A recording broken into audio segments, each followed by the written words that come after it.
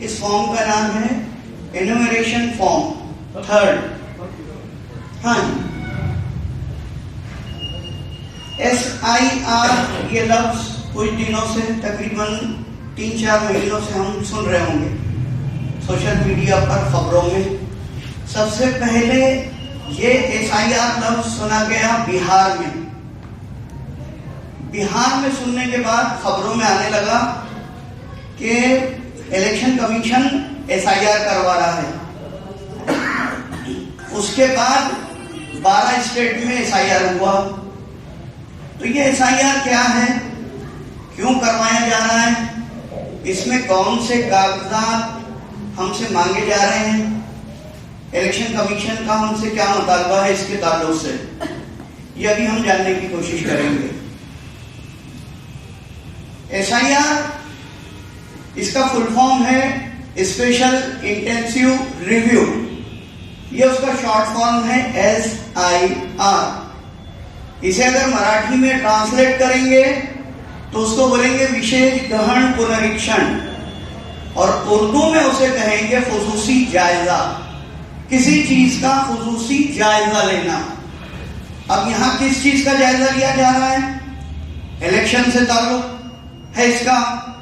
तो हमारे इलेक्शन की जो मतदार यादी है उसमें पाई जाने वाली गड़बड़ियां, मिसाल के तौर पे किसी के नाम डबल हैं, किसी का इंतकाल हो गया फिर भी लिस्ट में उनका नाम मौजूद है, कुछ लोग तिजारत के मजदूरी के लिए एक वतन से दूसरी जगह चले गए, वहां जाकर आबाद हो गए, उनका नाम यहां भी रह गया और उन्होंने वहां जाकर भी अपना इलेक्शन कार्ड बनवा लिया। अब उनके नाम यहां भी मौजूद है, दूसरी जगह भी मौजूद है। हमारी लड़कियां शादी होकर बाहर जाती हैं, दूसरे बस्ती में, दूसरे शहरों में, उनका नाम अपने घर में भी रह जाता है, मायके में भी और ससुराल में भी उनका नाम रहता है। इसी तरह से हमारी बहुएं, हम कहीं बाहर से लाते हैं, उनके माँ बाप के घर में भी उनका नाम है, हमारे पास भी है। इन चीजों की दुरुस्ती करने के लिए एक मुहिम इलेक्शन कमीशन के जानिब से हमेशा से की जाती रही। ये 1952 से होता आ रहा है और हर वक्त होता रहा, लेकिन बड़े पैमाने पर 2002, 2003 और 2004 में ये किया गया था, लेकिन उसका तरीका ये नहीं था जो अभी है। उस वक्त BLO आता, हमसे मालूमात पूछता और हमारे नामों को सही जो भी है दुरुस्त करके चला जाता। लेकिन इस वक्त इलेक्शन कमीशन ने तरीका बदल दिया।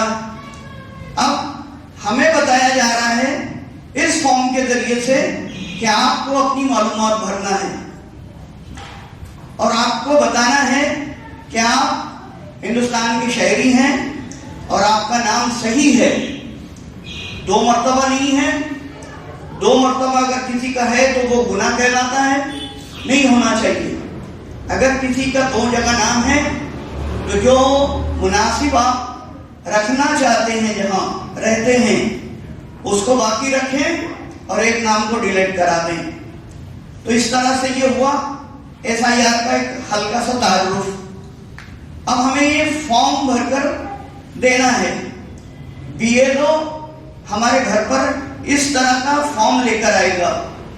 अभी महाराष्ट्र में SIR लागू नहीं हुआ है, लेकिन बिहार और दीगर 12 स्टेट को देखते हुए हमको एक आइडिया आ गया कि इलेक्शन कमीशन SIR के लिए क्या मांगता है, हमारी उसमें क्या तैयारियां हैं और हमारी क्या कमियां हैं, और हमको एक मौका मिल गया कि अपनी कमियों को हम दुरुस्त कर सकते हैं। इलेक्शन कार्ड का नाम और आधार कार्ड का हमारा नाम एक जैसा होना चाहिए, हमारा पता एक जैसा होना चाहिए और जन्म की तारीख एक जैसी होना चाहिए। तो सबसे पहले आप लोगों को यह करना है कि आधार कार्ड के मुताबिक अपने इलेक्शन कार्ड और दीगर सरकारी जितने भी डॉक्यूमेंट सब में अपने नाम की स्पेलिंग एक जैसी होना चाहिए, पता एक जैसा होना चाहिए, जन्म की तारीख देख लीजिए एक जैसी होना चाहिए। इसमें कुछ मुतालबात जो किए जा रहे हैं उसमें सबसे अहम है जन्म का दाखिला।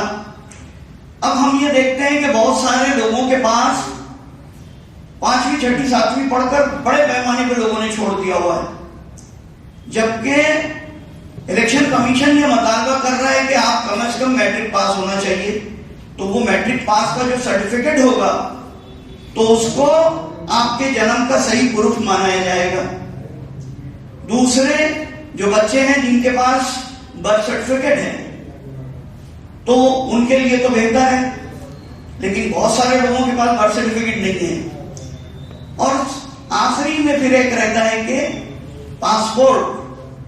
तो जिन लोगों के पासपोर्ट हैं तो अल्हम्दुलिल्लाह अच्छी बात है, नहीं है तो ज्यादा से ज्यादा पासपोर्ट बनाने की कोशिश करें। ये 3 डॉक्यूमेंट्स आपको देना है। कुछ सरकारी मुलाजिम है तो सरकारी मुलाजिम के लिए तो बहुत आसानी होती है, पीपीओ नंबर जो रहता है, जो रिटायर हो गए या ऑन ड्यूटी है उनकी सर्विस बुक रहती है, first page of service book दे सकते हैं। सरकारी मुलाजिमों के लिए बहुत आसान है। या कुछ लोगों के पास 1987 से पहले जो जमीनें वगैरह है उसके कागजात हैं अगर, तो उनके लिए भी आसानी है। अगर नहीं है तो अपने कागजात को कैसे सही कर सकते हैं उसकी कोशिश करना है। तो चलिए फॉर्म की जानिब आते हैं। एक मिसाली फॉर्म है, इसमें कुछ 19-20 बदल भी हो सकता है। जो बिहार या दीगर 12 स्टेट में जो फॉर्म दिया गया यह उसकी मराठी ट्रांसलेट कर दी गई है। हम देखते हैं कि बंगाल में जो हुआ वो फॉर्म बंगाली जबान में था, गुजरात में जो हुआ वो गुजराती जबान में था। तो हम ये मान के चलते हैं कि जब महाराष्ट्र में होगा तो ये मराठी जबान में होगा। इसके लिए और उसके अलावा हम ये देखते हैं कि हमारी जो वोटर लिस्ट है ये 2002 की वोटर लिस्ट है।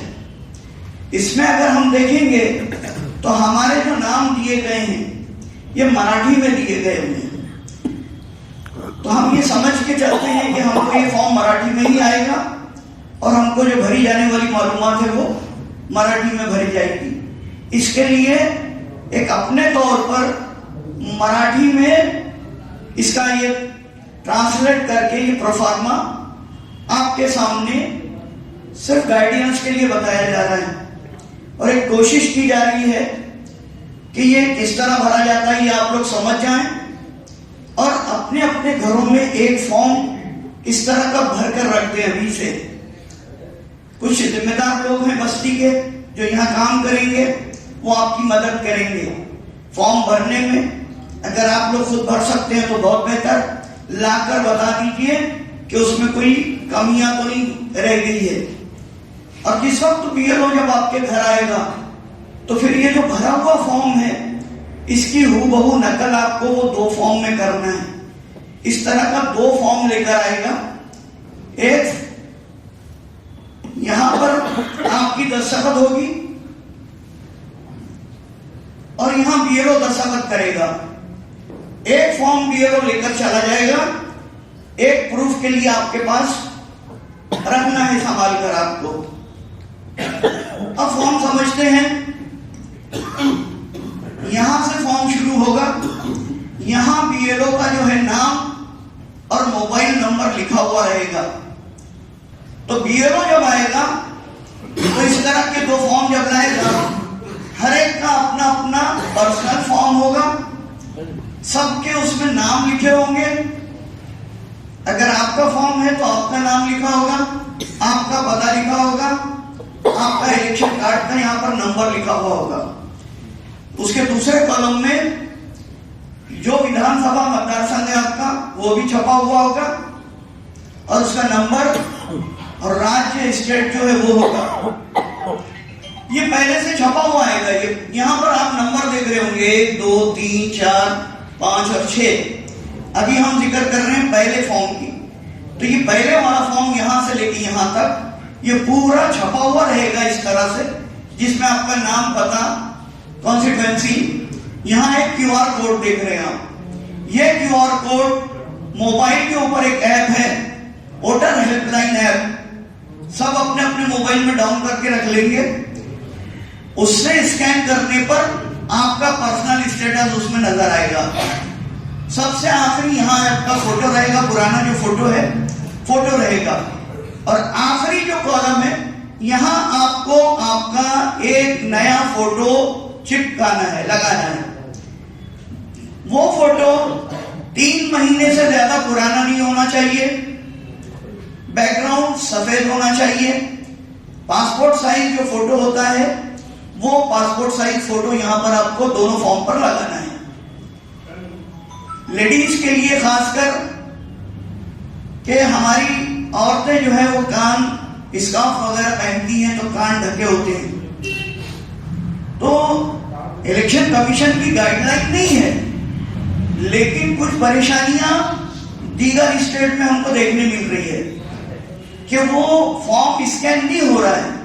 तो एहतियातन हमारी जो औरतें हैं उनके जो फोटो हम निकालेंगे तो स्कार्फ को थोड़ा बाजू करके ताकि दोनों कान नजर आए, इस तरह का फोटो निकाल के रखेंगे।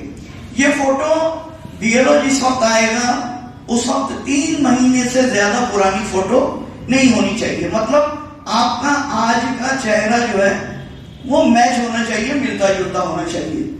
तो पहला जो कॉलम ये बताया पीले रंग से, उसमें सिर्फ एक है कि आपको फोटो लगाना है। कैसे लगाना है सबके समझ में आ गया होगा। हिस्सा है जो नीले रंग में नजर आ रहा है, ये आपका 2025-26 के स्टेटस है। अभी जो आपका स्टेटस है, आज की पोजीशन आपको यहां बताना है। सबसे पहले जन्म दिनांक लिखा हुआ है, जन्म तारीख। ये जन्म तारीख इस तरह से होना चाहिए, DDMMYYY, मतलब डे, मंथ, ईयर। इसी तरीके से आपकी, अब हम देखते हैं पुराने इलेक्शन कार्ड में, तो उसमें जन्म तारीख 35 ईयर, 60 ईयर इस तरह से लिखा हुआ है, यानी पूरी उम्र लिखी हुई है। तो वैसे नहीं चलेगा। तो आपके इलेक्शन कार्ड में, आधार में भी अक्सर लोगों के है कि पूरी तारीख दी भी नहीं है, तो वैसा अगर कोई आपका आधार कार्ड है, इलेक्शन कार्ड है, तो उसको फौरन दुरुस्ती करवाइए। वो आपकी तारीख जिसमें 3 महीना और साल तीनों भी आना चाहिए। तो सबसे पहले जन्म दिनांक, जन्म तारीख, उसके बाद आधार नंबर। सबका एक ही आधार नंबर होता है, ये कभी बदलता नहीं है। छोटे से बच्चे से लेके बूढ़े तक जितनी भी उम्र हो जाए वो कभी नहीं बदलेगा। तो यहाँ पे आपको आपका आधार नंबर डालना है। दूरध्वनि क्रमांक यानी मोबाइल नंबर। मोबाइल नंबर ऐसा होना चाहिए जो चालू मोबाइल नंबर हो। अगर इलेक्शन कमीशन आपसे राब्ता कायम करना चाहता है, आपसे कुछ पूछना चाहता है, या आपको कोई नोटिस आएगा, तो वो नंबर चालू रहना चाहिए। इस तरह से आपका मोबाइल नंबर रहेगा।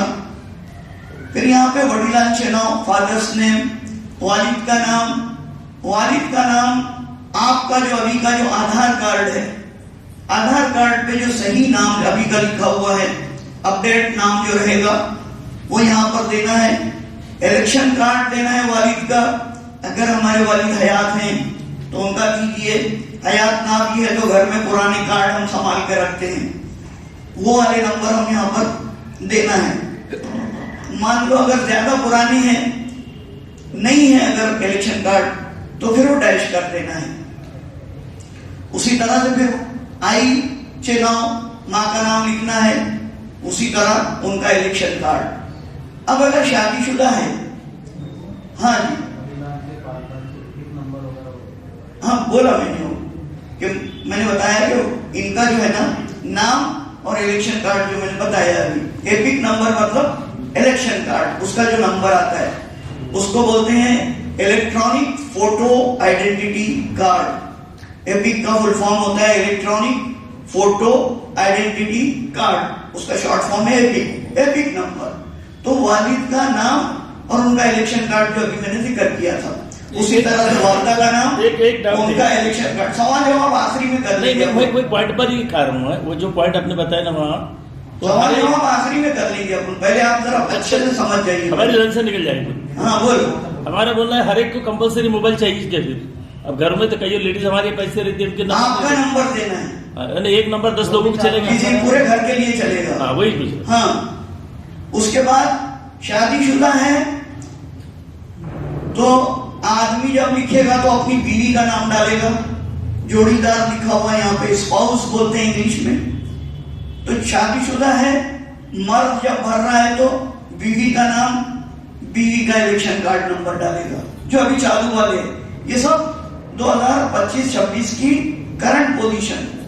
आखिरी में जो नाम में दुरुस्ती है, इलेक्शन कार्ड में सब अपडेट कर लिए हुए है, वो वाली पूरी पोजीशन यहाँ आ जाएगी। तो ये वाला कॉलम भी समझ में आ गया होगा कि इसके अंदर आपको जन्म तारीख, आधार कार्ड, मोबाइल नंबर, बाप का नाम, इलेक्शन कार्ड, माँ का नाम, इलेक्शन कार्ड, शौहर है तो बीवी का, बीवी है तो शौहर का नाम और इलेक्शन कार्ड। ये वाला हिस्सा 2 नंबर का आपको समझ में आ गया होगा। करने के लिए आपको इसकी जरूरत पेश आने वाली है। ये है 2002 की वोटर लिस्ट। यह इलेक्शन कमीशन की वेबसाइट पे मौजूद है। 2002 अगर आप CEO महाराष्ट्र इसके ऊपर जाएंगे, इसकी वेबसाइट पे, तो वहां पर डिस्ट्रिक्ट लिख कर आता है, उसके बाद कॉन्स्टिट्यूएंसी, और उसमें फिर आपकी जो भी कॉन्स्टिट्यूएंसी हो चुनेंगे आप, तो इस तरह से आ जाएगा। तो ये वोटर लिस्ट के मुताबिक 2002 में जिसका फॉर्म आप भर रहे हैं उसका 2002 में अगर नाम है, मान लीजिए आप हैं, आपका नाम है, ये एक है औरंगाबाद पश्चिम में आते हैं आप, आपका एक भाग्यादि क्रमांक दिया हुआ है और यहाँ आपका सीरियल नंबर दिया हुआ है। ये 3 चीजें इसमें से जरूरत पड़ती है। और एक जरूरत पड़ती है ये नाम, एक नातेवाईक का नाम और उनका नाता। इस तरह से 5 चीजों की जरूरत ये वाले पेज के ऊपर से पड़ती है। ये आपको अपने अपने इलाके की वोटर लिस्ट देखकर अपने नाम निकालकर उसकी प्रिंट निकाल के रखना है। जितने घर में 18 साल से बड़े बच्चे हैं, लोग हैं, छोटे बड़े जो मतदार हैं 18 साल से बड़े, सबको ये पेज की जरूरत पड़ेगी। आगे बताएंगे आपके और समझ में आएगा। मान लीजिए कि इमाम साहब का इसमें फॉर्म भरा जा रहा है, सब कुछ इमाम साहब ने भर दिए। अब यहाँ पर इनका जो नाम था 2002 की वोटर लिस्ट में, वो यहाँ पर आएगा। अब यहाँ नाम भरते वक्त ये होगा कि नाम में कुछ मामूली सी गलतियां थी जो पहले, अब हमने वो दुरुस्त कर लिए। कहीं शेख लिखा हुआ था तो पहले SK लिख दिया हुआ था, मोहम्मद लिखा हुआ था तो कहीं MD लिख दिया हुआ था या MOHD लिख दिया हुआ था, या और भी जो भी अपने अपने सैयद है तो SY कर दिया हुआ है। इस तरह से जो भी नामों में या स्पेलिंग की गलतियां, मिस्टेक हुई थी, कुछ काना मात्रा का फर्क हो गया, नाम में कुछ मिलता जुलता सा अजीब सा नाम हो गया। 2002 की वोटर लिस्ट में जिस तरह से गलत लिखा हुआ नाम था, गड़बड़ी वाला, ऐसा के ऐसा ही लिखना है, इसको सही करने की कोशिश नहीं करना है। जैसा नाम यहाँ लिखा हुआ है ठीक उसी तरीके का नाम आपको यहाँ पर डाल देना है। उसके बाद एपिक नंबर दिया हुआ है, एपिक नंबर ये कोने में दिया हुआ है। अगर यहाँ पर जिसका नंबर दिया हुआ है वो कोने वाला अगर नंबर मौजूद है यहाँ का, तो डाल देना है। अगर नहीं मौजूद है, जैसे खाली नजर आ रहा है, तो आपको भी खाली छोड़ देना है। उसके बाद आता है नातेवाईकांचे नाव, तो ये आपका नाम है, यहाँ आपके नातेवाईक का नाम दिया हुआ है। तो ये वाला जो नाम है, अब ये नाम भी ठीक उसी तरह कि जैसा लिखा हुआ है, इसमें सही करने की कोशिश नहीं करना है। जैसे कि वैसा नाम नातेवाईक का लिख देना है। नाते संबंध के दरमियान में दिया हुआ है कि वो वडील है, पति है, पत्नी है, जो भी नाते संबंध यहाँ बताया गया। उसमें कई मरतबा ये हुआ कि बाप की जगह पे पति लिख दिया हुआ है। इस तरह से गलतियां हैं, तो हमको उसको दुरुस्त नहीं करना है, जैसा है वैसे ही लिख देना है यहाँ पर। फिर जिला हमारा जो जिला है स्टेट महाराष्ट्र आ जाएगा। विधानसभा मतदार संघ का नाम ये यहाँ पर आता है, या ये लिस्ट का जो फर्स्ट पेज रहता है उस पे आता है। हमारी जो भी कॉन्स्टिट्यूएंसी की जो लिस्ट रहती है उसके फर्स्ट पेज के ऊपर हमारे मतदार संघ का नाम और नंबर लिखा हुआ आता है, वो यहाँ डाल देना है। जैसे हमारा औरंगाबाद पश्चिम है और 193, तो यहाँ पे 193 औरंगाबाद पश्चिम डाल देना है। फिर यहाँ पे नंबर जो है 193 आएगा। भाग्यादि क्रमांक जो भी रहेगा आपका, जैसे यहाँ पर दिख रही है 87, आपका जो भी भाग्यादि क्रमांक होगा वो यहाँ आ जाएगा। आपका नाम जो सीरियल नंबर पे दिया हुआ होगा वो वाला सीरियल नंबर आपको यहाँ डाल देना है। ये पूरी मालूमात हम उस शख्स की भर रहे हैं जिसका नाम 2002 की वोटर लिस्ट में मौजूद है। यहाँ करंट स्टेटस भरे, यहाँ 2002 की वोटर लिस्ट के मुताबिक मालूमात भर दी है। जब ये मालूमात भर देंगे, 3 नंबर का कॉलम जिसका भरा जाएगा वो ये वाला कॉलम डैश आ जाएगा पूरा। ये कॉलम भरने वाला ये कॉलम को नहीं भरेगा। यहाँ इंस्ट्रक्शन दी हुई है कि मैं भारत का ही नागरिक हूं, कहीं दूसरी जगह की मेरी नेशनलिटी नहीं है, और मैंने एक ही जगह पर SIR का फॉर्म भरा है। अगर मैं डबल भरता हूं तो मुझे 1 साल की कैद और जुर्माना दोनों भी होगा। ये हम एक तरह से बॉन्ड गवर्नमेंट उसको इलेक्शन कमीशन को लिख के दे रहे हैं और यहाँ दस्तखत करके दे रहे हैं। ये दस्तखत करने के बाद उस पर तारीख डालना है कि कौन सी तारीख को आपने ये फॉर्म BLO को जमा किया। BLO वेरिफिकेशन करेगा, दस्तखत करेगा, 2 कॉपी में रहेगा, 1 कॉपी लेकर जाएगा, 1 कॉपी अपने पास रखना है। यह होने के बाद अभी हमने देखे कि जिनका नाम 2002 की वोटर लिस्ट में मौजूद बीवी भर रही है, तो वो इसी तरह से फॉर्म भरेगी। यहाँ पर बीवी अपने शौहर का नाम डालेगी, यहाँ उसका नंबर डालेगी, और यहाँ पर उसका जो 2002 में अगर नाम है तो इस तरह से भर देगी। आते हैं तीसरे फॉर्म के ऊपर। तीसरा फॉर्म ऐसा है जो आपके लड़के का है। 2002 में आपका लड़का 18 साल का हुआ नहीं था, मतदार नहीं था, और अब उसका नाम आपको SIR में डालना है। तो ये पूरा ऐसा कैसा उसका भी भरा जाएगा, लेकिन यहाँ 2002 में क्योंकि उसका नाम मौजूद नहीं है आपके लड़के का या आपकी लड़की का, तो ये वाला कॉलम उसका डैश आ जाएगा। अब आपके लड़के की जब मालूमात जब भर रहे हैं तो आपको लिंक करना पड़ेगा, आपके नाम से लिंक करना है। 4 नाम बताए गए इलेक्शन कमीशन की जानिब से, माँ, बाप, दादा, दादी, ये 4 लोगों के नामों से आपको लिंक किया जाएगा बच्चों को। अब उनकी ये वाला कॉलम डैश आ जाएगा। यहाँ जब लिंक कर रहे हैं तो जो लड़के का फॉर्म भर रहे हैं, मान लीजिए उसके बाप का नाम 2002 की वोटर लिस्ट में मौजूद है, तो यहाँ लड़के के बाप का नाम आएगा। फिर तरीका वही जैसे हमने पहले देखे, जैसा बाप का नाम यहाँ लिखा हुआ है उसी तरीके से उसमें दुरुस्ती नहीं करेंगे।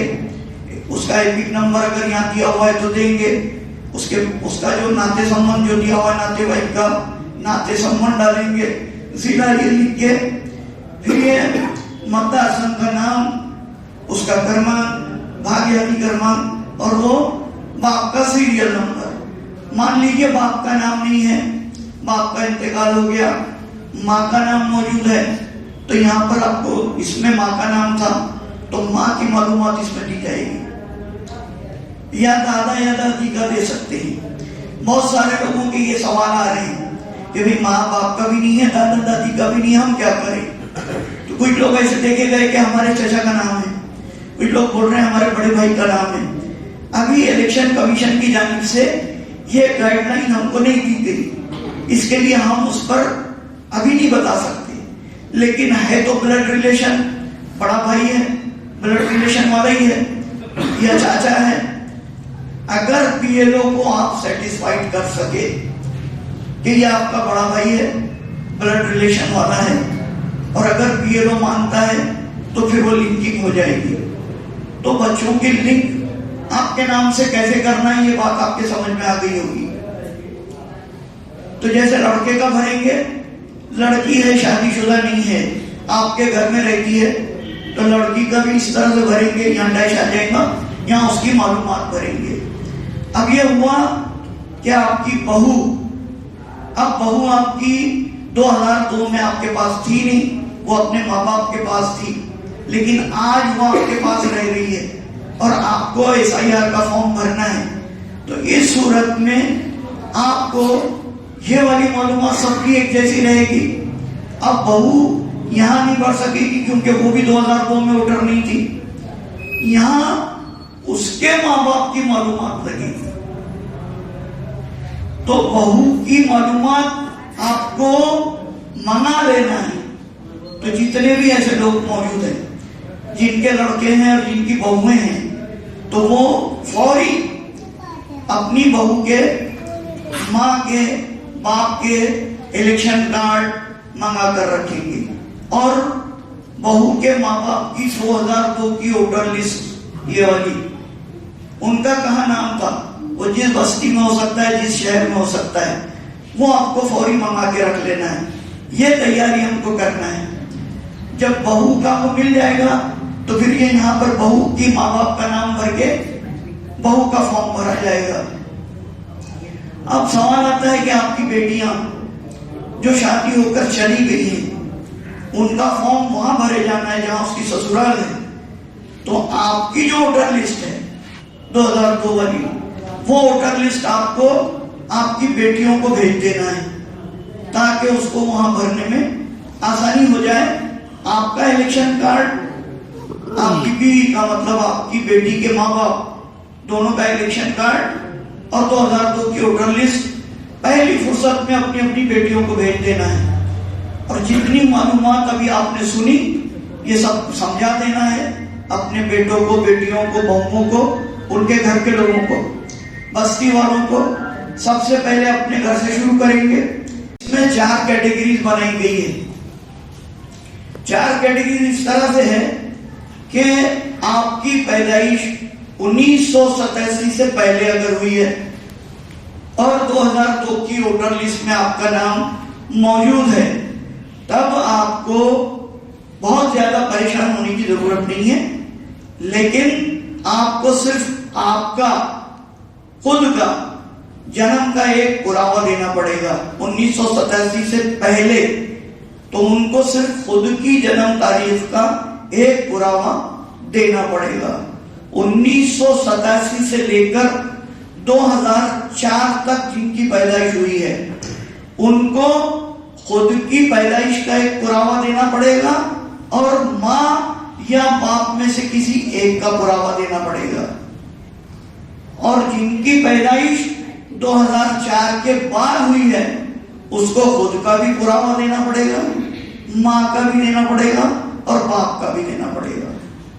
इस तरह से ये 4 कैटेगरीज में बताई गई थी। इसकी तैयारी हमको करके रखना है। कोई सवाल अब आपका?